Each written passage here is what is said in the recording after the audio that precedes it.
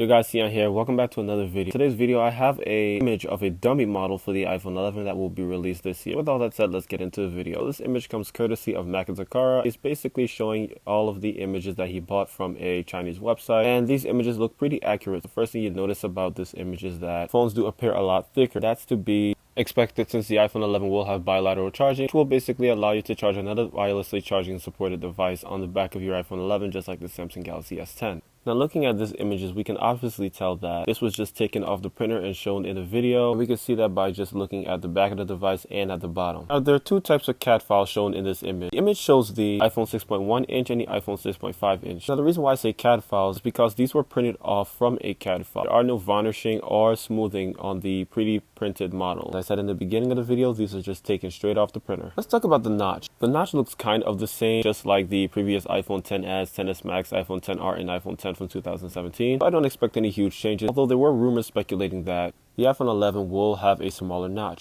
That doesn't seem to be the case in today's video. The notch looks identical to the iPhone XS Max, iPhone XS, and iPhone XR, as well as the iPhone X from 2017. A smaller notch equals more viewable space on the display, so I hope Apple does shrink that notch, at least a little. The iPhone 11 is rumored to have a revised 7nm process for its CPU.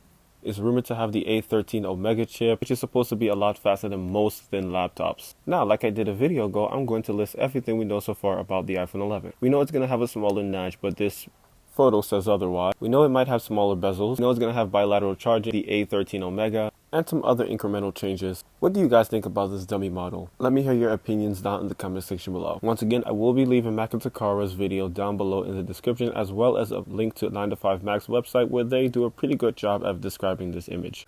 If you guys enjoyed this video, let me know with a like and or dislike. Honestly, you could care less what you guys do. If you guys do enjoy the content that you guys see, be sure to subscribe and turn on notifications so that way you don't miss out on the next video. Thanks for over 100,000 views, guys. I've been Tion Official. I'll see you guys next time.